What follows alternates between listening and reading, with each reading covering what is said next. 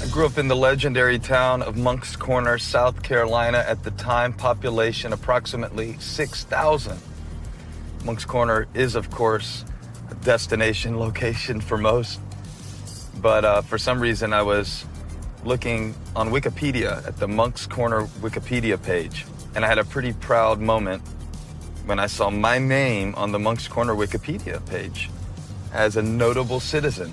I scrolled to see who else was there, and I saw a few athletes, and then I saw someone called Charlamagne the God. I clicked on to see his last name was McKelvey, and he was about my age. I thought, did I know him? Leonard McKelvey, and I didn't remember him. I remember JJ McKelvey, Tamisha McKelvey, all good friends in high school. Larry McKelvey had a big afro, but not Leonard McKelvey. And a few years pass, and then I hear about this hip-hop show called The Breakfast Club, and I see Charlamagne the God, and he's amazing. And I realize it's the same guy. It's Larry McKelvey is Leonard McKelvey is Charlamagne the God. That's him, I remember him. A little more time passes. My friend Eric says, hey, Charlamagne just put a book out. I said, yeah, I know. Black Privilege, it looks amazing. He said, you gotta read it. It's all about Moncks Corner. It's got all the places we grew up. So I picked it up, couldn't put it down. I came in to our video team the next weekend. I said, I just read a book by Charlamagne the God. I'd love to get together with him. I don't really know him or anything. The same day, somebody who was coming in to meet with me said, oh, do you know Charlamagne the God? I said, I just read his book. I want to get together with him. We grew up in the same town. The guy said, yeah, I just saw him the other day. He gave me his number to give to you. We started talking, and I said, you know what we should do? We should go back to Moncks Corner, and I can see where you grew up, you can see where I grew up, and we can compare what it was like for us to grow up in the same town. So I'm headed to Moncks Corner, but I'm gonna go pick Charlamagne up at our old high school. He's doing a turkey drive. I'm gonna go get him. We're gonna take a tour of the corner together, tell some stories.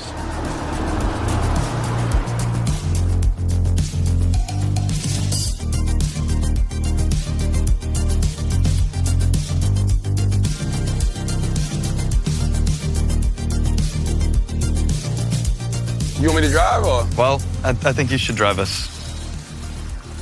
Thanks for doing this. You got a whole unit, huh? Yeah, we're not playing. Y'all shoot a lot of stuff? It's like Catfish. Y'all even got the car set up with the video cameras. What did you think it was?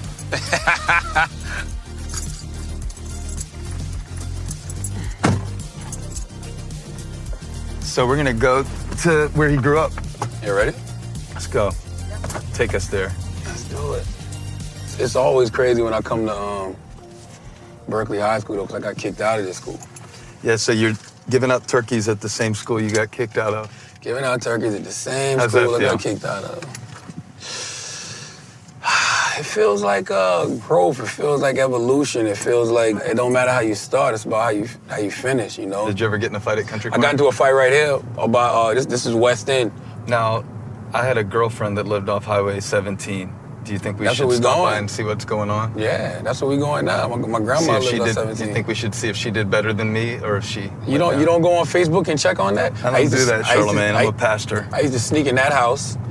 That one? I'm gonna tell you why. That used to be my girlfriend. Used to live right there. Yeah. And over there. I don't even think that's the same house. My girlfriend used to live over there. Not my wife now, but the girl I used to date. Did you have both at the same time? No, this was before my wife. But I used to ride my bike all the way from my mom's house, all the way up here, which is about 5-6 miles. And she used to stay with her grandma across the street, and I would sneak into her grandma's house. 17A is so different now, man. Like, this is where my grandmother used to live at. She's dead now. This is like why I come to meditate, but it's so sad. Like when I talk about returning to my core, this is why I come to sit on my grandma's porch and meditate. But it's so sad because this used to be full of so much life. Right. Like now nothing. Yeah. Like literally. Wow. Nothing. Zero, zilch, nada. When did your grandmother die? 2006. 2006, yeah. 2006. I used to sit in this field right here and act like I was I used to act like this was an audience. I used to act like this whole field was an audience. Oh, you had rock and this concerts, was my stage, didn't you? yes. I used to do it right here. And this field used to seem so big to me. But Now- you'd stand right there? Stand right there. Would you have a little boombox? Nah, I would just be air guitaring. Acting like I'm performing to a large crowd. Even back in the day, this porch used to seem huge. Like, there used to be a bunch of us on the porch. Like, when it would rain really hard, we'd all just be sitting on the porch. You remember it used to get, like, real dark. Yeah, terrible dark. Oh, super thunderstorms, like, and we'd all just be sitting on this porch. But you still come out and sit on this porch today? All the time. All the time, just for meditation purposes. It's funny, because I haven't been in the house in a while. Just because it's kind of depressing, you know what I'm saying? But I used to just sit on this porch, man. I mean, even when I come home right now, I sit right there, I pray, I meditate. So when you call it in the book, connecting with your core, Yep. you're, dealing with whatever you're dealing with, industry stuff or success, and you come back here and what do you get? Makes you feel smaller again? Yes. And that's why I never want to lose that. I never want to lose that feeling of being from a small town. Because there's a certain energy that we have coming from a small town. I talk about it in the book. Like, a lot of times, what do you think we get from that? we're very appreciative. Yeah. This right here lets you know where you come from, and it just makes you appreciate when you're in those big moments, so to speak. Makes you feel vulnerable too, though. I think it makes you feel human again. I think a lot of times we deal with a lot of guilt, like when you reach a certain level of success. I mean, anything I've ever written down, long-term goals, short-term goals, I've achieved. Nationally syndicated radio show. I've had a late-night television show on MTV2. I put out a New York Times best-selling book. So it's like I'm happy, but then you find yourself feeling bad because it's certain moments where you don't feel like you appreciate it like you should. That's what makes me feel it's really bad. being ungrateful or just being anxious about being able to manage all of it? I think you're right. I think you just put it in perspective for me. You're anxious about needing to manage all of it, and you don't want to lose it. You don't want to get to that. You don't want to be that person that gets to that point and just messes it all up. Yeah, I had those moments too where like I'm getting so worked up about complications of ministry and God will remind me, you prayed for this. Yeah. You're complaining about what used to be your prayer request. Yes. It not only brings gratitude how far you've come, but it puts in perspective everything that your life has become since then. That's why I liked reading about Monk's Corner from your perspective because, I have my own version of this. Mm-hmm. It's not my grandmother's porch, it's a trailer out in the woods of Macedonia. Did you ever go to Macedonia? Yeah, absolutely. Yeah.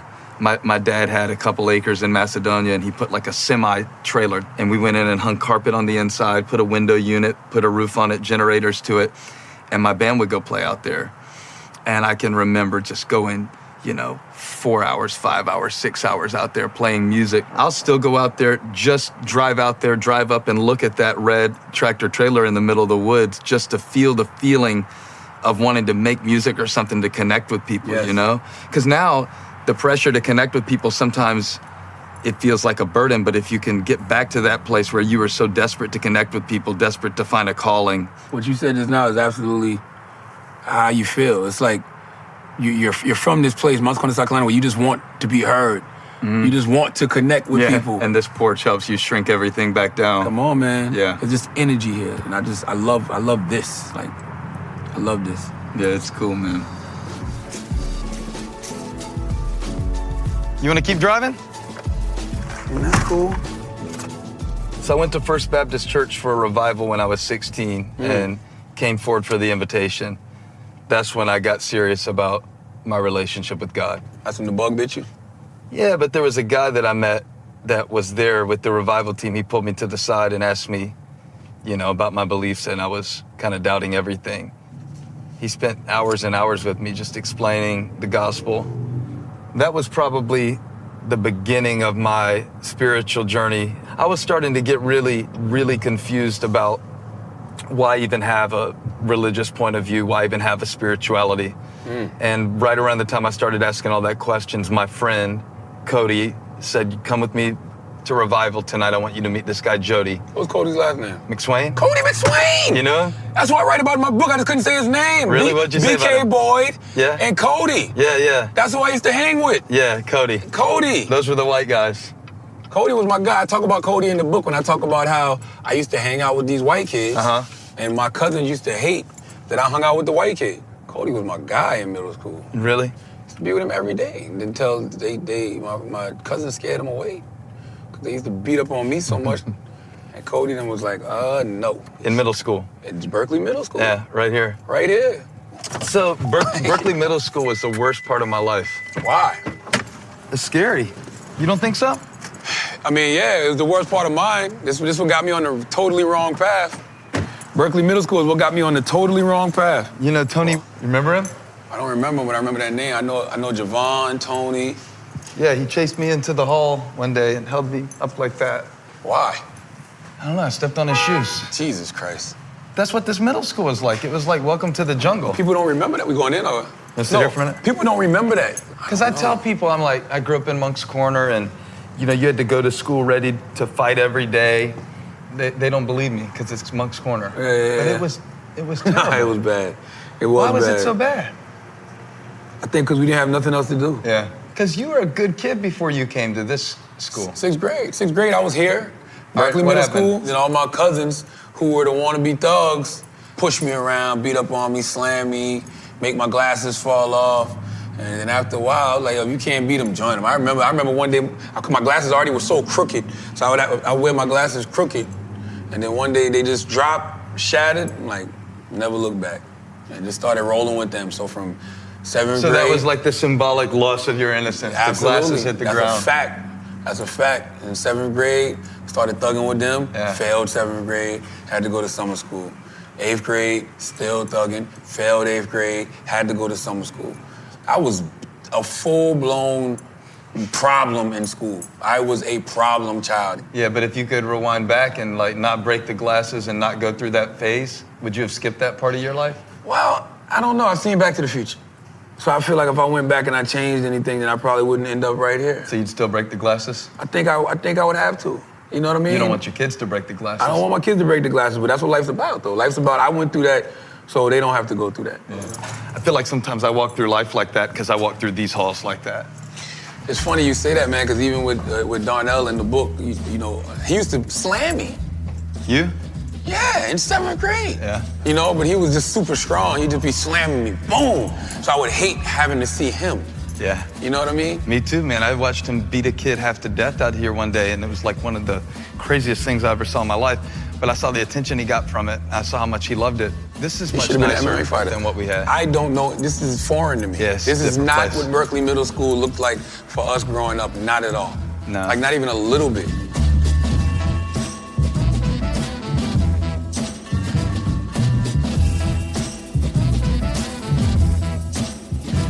The Christian faith that I first entered into when I was studying to be a pastor was so dogmatic.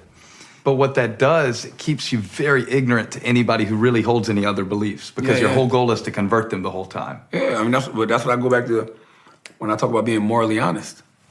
Regardless of your belief, regardless of your religion, you are able to be objective. You know what I'm saying? But in my training, that was almost seen as backsliding. It was almost you're not being loyal to God's word or faithful to God's word if I'm not trying to change you if what you believe is contrary to me. So I'm really not listening to what you believe or trying to filter if I believe it's true. I'm really trying to show you where you're wrong. Yeah, absolutely. You know, and I realized that a lot of the people whose beliefs I was learning about, I didn't know anybody who believed it. I knew them through the filter of a book about them. Yeah, absolutely. And I think that's a real problem right now. I think it's a problem with race as well. I feel like no one is able to talk without outrage. There's instant outrage about every discussion. Yeah, because people are listening with the intent to reply, not to truly understand.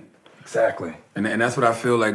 I gotta go back to being morally honest. Like, being morally honest means sitting down and actually listening to a person and understanding where they're coming from. Yeah. So it's like but those beliefs come early, man, because like we're standing here in this classroom. This is where I learned to be afraid of black people in this school.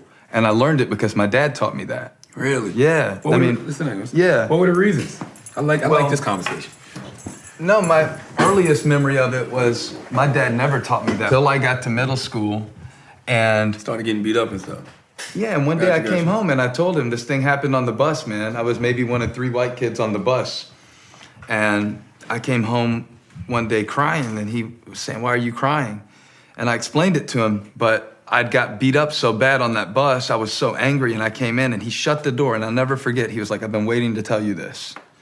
And he unleashed on me, and I never heard any of it. I knew he wasn't right, but at the time, to explain my fear that I felt, it made sense of the world I was in. It gave me a way to see the world. Absolutely. I mean, it's true. I'm thinking about it now. We used to grow up, our thing was, they used to be like, yo, punch a white boy. Let's go beat up a white boy. So that's probably what you got caught up in. Yeah, definitely. Because you probably just got randomly jumped for no reason and didn't know why.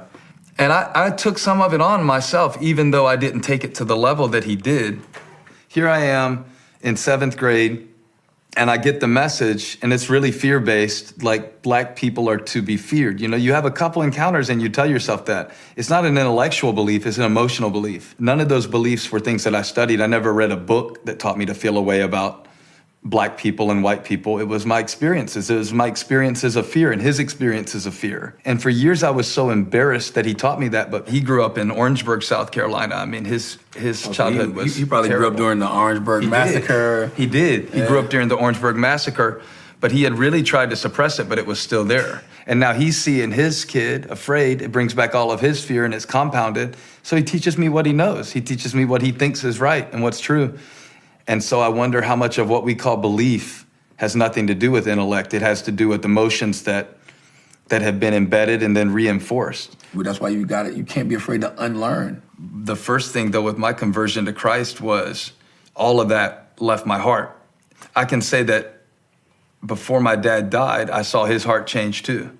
Through watching my heart change. You know, he watched me sing in gospel choirs where I was the only white kid in high school, Voices of Unity. And it started to change his heart. When I was in college, I got to preach the sermon where my dad came forward to the altar. And one of the first things that happened, he really started to repent of his racism. I actually have a video of one of the last Father's Days that he was alive. He asked me to take him to church. So I skipped preaching at Elevation, came to Moncks Corner, drove him out into the country, all the way past Cordsville. Cordsville. Yeah, all the way past Cordsville to a church where me and him were the only white guys in there. I have a video of him that I don't even know how I thought to take it at the time, but you can see my dad, who had all these beliefs his whole life, clapping in a church where we were the only white guys. And then, you know, about a year later, he died. He died of ALS.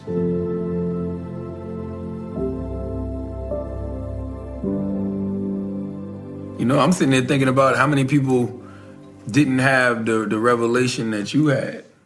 You know what I'm saying? How many people were taught from this town to hate black people and never, ever, ever came to a revelation. They just carried that with them throughout life. Even silently. Yeah. Because that's a part of being morally honest, right? Moral honesty is 5% is teaching me all white men are the devil. And I'm like, that just don't sound right. Like, that's the broad generalization. You know what I'm saying? And moral honesty is somebody saying to you, there's no such thing as a good black person. And you're like, nah, that don't.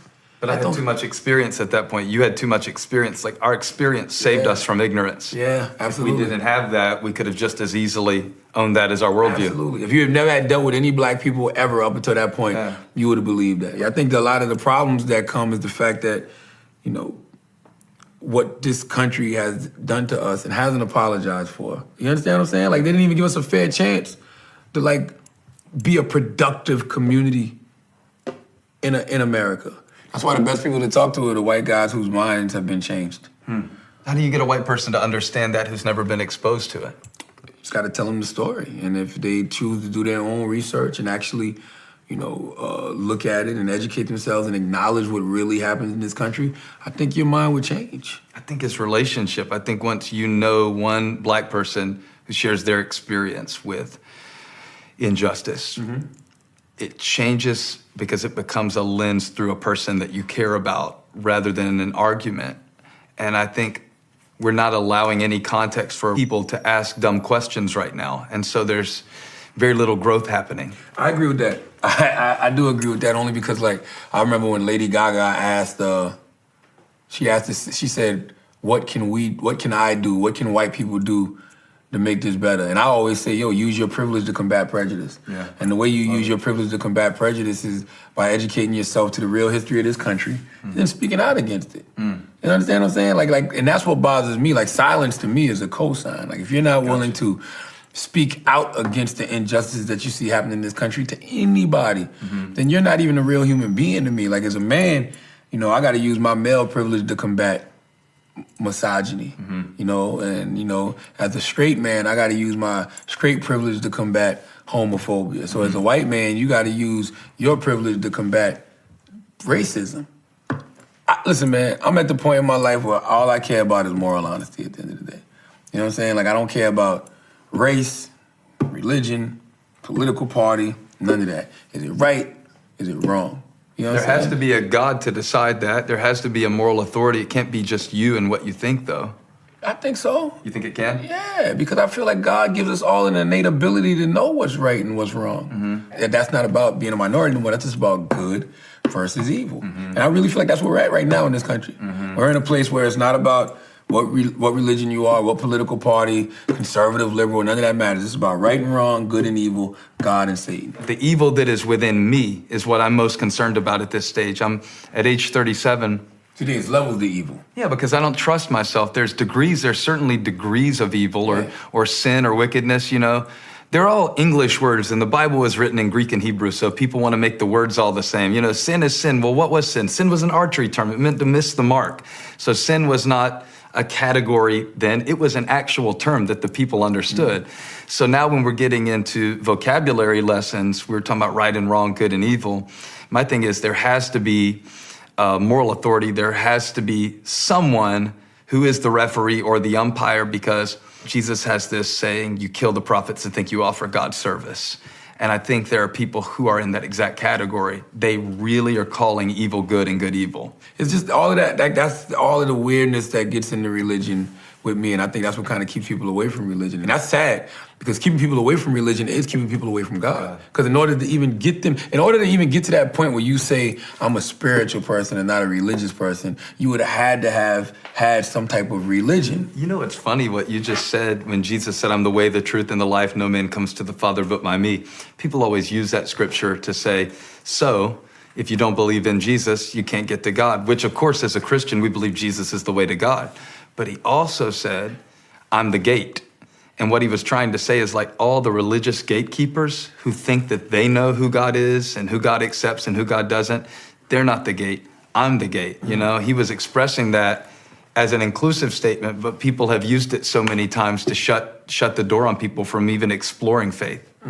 So that's a good conversation, man. I love it, like literally. I mean, Donkey of the Day is like a sermon, isn't it? Don't you think? I keep hearing that. Pastor Carl always tells me that. Does he? I want you to meet somebody that had the biggest impact on me. He just came to see me. Oh, wow. Pastor Mickey, this is Charlamagne. Charlamagne, nice to meet you. How are you, And sir? this is Miss Zeta. Hey, how are you? So, nice to meet you. Nice to meet you. So What's listen, going on? You know who this is? Yes, sir. I'll tell you what Pastor Mickey did. Okay. He brought me to be his youth minister when I was 16. Gave me my first chance to preach. He was the sponsor of the FCA, the Fellowship of Christian Athletes. So he saw me, thought I had potential. He goes over to... Sorry, I was wrong. He goes over to my mom's house. He's like, let your son come be my youth minister. I'm gonna take you to the building and show you. That's where we're going next. Okay.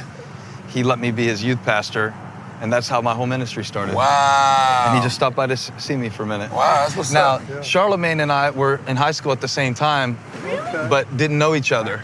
And then he went, he's now one of the major radio personalities in hip hop music and has written a New York Times bestseller. Wow. So what we're doing today, we are driving around and telling our story to each other of how, you know, like going to Berkeley Middle School, what that was like for him, how God gave each of us our calling, and just sharing our stories. Yes, Pretty sir. cool. So where do you live now? New York? Well, New Jersey, but I work in New York. Okay. Yeah. Yeah, but all my family, my mom, dad, everybody still live in Moncks Corner. He's one of the most brilliant communicators on the planet. Listen, I'm glad that one of Stephen's classmates kind of made it. You know? You're awesome. Praise the Thank Lord. you. Love you. Listen, I know you're on a tight schedule. Love you. Love you. Call Thank me you. Nathan. Good to meet you. Thank you. Love I'm glad you stopped by. Where's William? See y'all. I don't know. Good to Throwing meet football. you. Good to meet you. Throwing the football. Yeah. Bye. Bye. Love you. Bye. I love you too. Good to Take see you. Take care. Good Thank to you, see guys. y'all. Take care. Bye, y'all. I'll drive so you can eat. Oh, word. Thank you. Yeah. Well, I don't think you got no gas. Or do you? No, it's maybe a seatbelt. Oh. Oh, I don't got my seatbelt on Maybe. right? You worried But- about me running out of gas? But we used Trying to save your life. I know, right? How many meals have you had at the Huddle House? Oh my God. Oh my God, that Huddle Burger. Oh man. You Patty go to that melt. Chinese restaurant? Yeah. My wife used to work right there. My wife used to work at KFC. She did. I don't think I've ever eaten at Gilligan's, Joe. But yeah, I have. I ate there last night. Was it good? Yeah, it's all you can eat shrimp. Pastor Mickey, who you just met, this is the Woodman of the World building where he was pastoring, maybe 20, 30 kids. And I would come here on Wednesday night and teach them Bible study. That's where I started my ministry. Wow. Yeah, I'll show you. I was the song leader too. So I would lead the hymns. I haven't been in here since. What is this building now? Well, it's Woodman of the World, which is like a social club. I don't know what they do in here now. Woodman? Woodman? Yeah, Woodman. Like logging? I guess so. So it was just like folding tables, and we would feed the kids, and I would teach Bible study in here. But this is probably where I preached. This was the main worship center. It didn't have pews, it had chairs. That's crazy. Wow. Hadn't been in here in 20 years till right now. How's it feel? Well, I had to lead the hymns, and I didn't know all the Baptist hymns because I was in the Methodist church, so my mom had to teach them to me. She would figure them out on the piano the night before. 16-year-old kid, man, and some Dockers and some extra large Tommy Hilfiger up there, old school leading hymns. And I don't know why Pastor Mickey even let me do that. He saw just gave me something a in chance. you. At that point, that was when really I sensed I was going to preach the rest of my life. I mean, it was very strong to me. I read a book around the same time that was about a pastor in New York.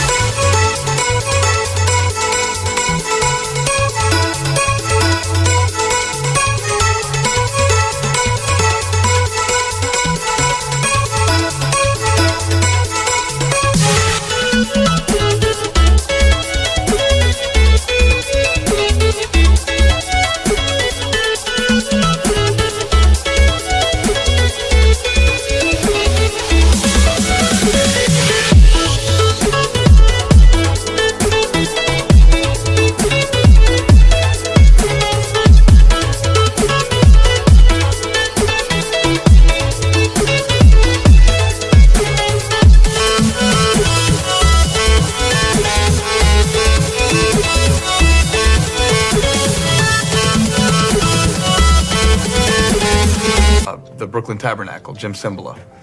And he wrote a book about just being a pastor in the city. And there was a line in the book, he said, I dispirited the thought my life might slip by without God showing himself greatly on our behalf. And then he told the stories. And I just felt it. I felt like this is what I'm gonna do. I'm gonna help people, I'm gonna be a pastor. And so I just started listening to as many preachers as I could, I stopped listening to as much music, I stopped playing in my bands as much. And I just came out here, and this is where I learned ministry, because on Friday nights there would be like church council meeting, 40, 50, 60-year-olds around the table, and me, this 16, 17-year-old kid, just learning it all. But I mean, did you have something like that, a place like this where you found your calling? It was the studio, like being in that studio, like being in that microphone, hearing your voice recorded, and like being in there before I even got a chance to crack the microphone, just being an intern, like the guy that would go get everybody their pizza, go with people to different remotes to help them set up, like just being in that building. Yeah, just being in that building, watching them do what they do. I used to be the fly on the wall. I would just sit in the studio and watch them do their show, and I just realized like I really enjoy doing this. So when the music director Ron White came and asked me, he was like, "Yo, you ever thought about being on the radio?" I'm like, "No." He was like, "You should really be on the air." I'm like, "Let's do it. When you want me to start?" And I wasn't scared at all. It just it felt natural, so to speak. And I remember Tessa Spencer, who's a big media personality here, called me and she was like, "You sound really good."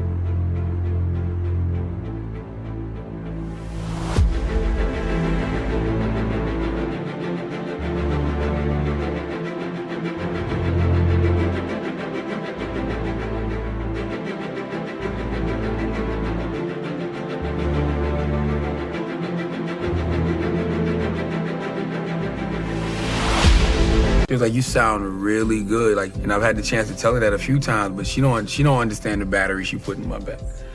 You know what I mean? Like, she put a real battery in my back. That's so true, man. You know, like, you got to meet Pastor Mickey a minute ago, and I'll never forget him telling my mom, he said, I've never seen God's hand on someone like I see his hand on Stephen. Wow. And that includes my own children. Wow. And I didn't even know what that meant at age 16, but it made me take everything seriously all of a sudden.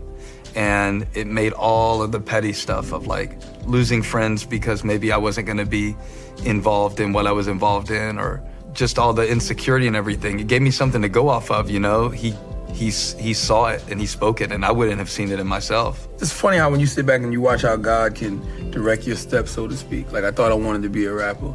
So I meet Willie Will. Willie Will tells me about D93 going to get an internship. So then I get the chance to be on the radio. Then Tessa tells me I sound great. And that's just all the spark I need. Like that's what my whole story is. My whole story is rooted in a great foundation of spirituality.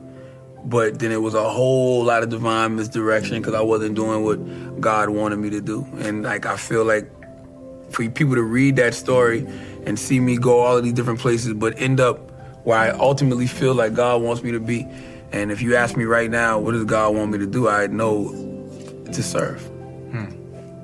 That's what you do. Mm-hmm. You know what I'm saying? You're just you're a pastor. Yeah. But I feel like I do the same thing. I'm just not a pastor.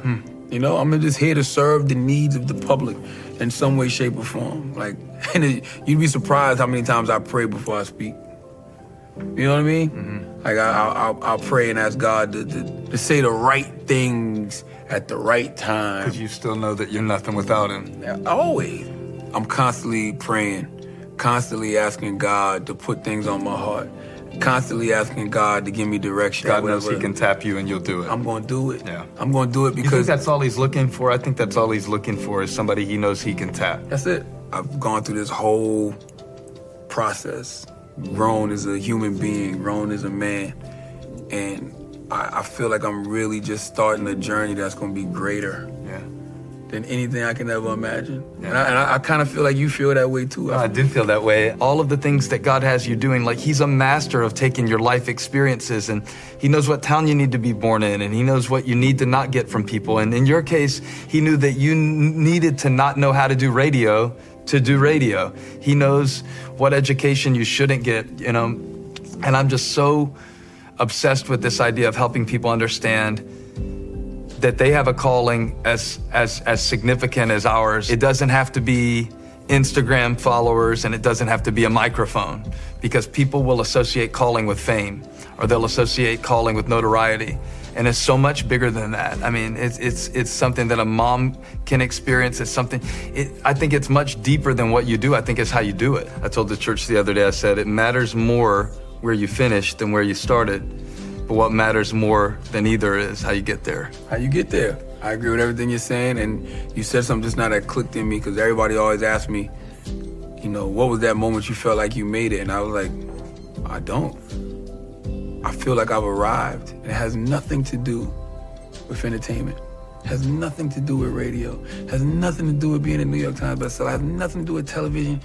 I feel like I've arrived because I honestly feel like I know what it is to be a man, and be a man that God wants to use. You know what I'm saying? I've arrived because I've arrived because I feel like I'm fully embracing being of service. The sphere you do it in and the sphere I do it in are very different. But I felt drawn to your story for that reason, because here's a guy who actually grew up on the same streets as me, but I drove past places and he drove past places where both of our lives happened, where we never even knew each other. To me, it was interesting to say, how could we grow up in such a small place, you know, and then both go out and do what we feel like God has called us to do from the same place? Like, this Moncks Corner thing shaped us and made us who we were, but if we had stayed only in what we knew in this town, we would never be doing what we do. We probably would have never crossed paths to this day. Think about that. Yeah. If we both would have stayed in this town with the mindsets we had, we probably would have never crossed paths. We had to leave to meet. We had to leave to meet. Yeah.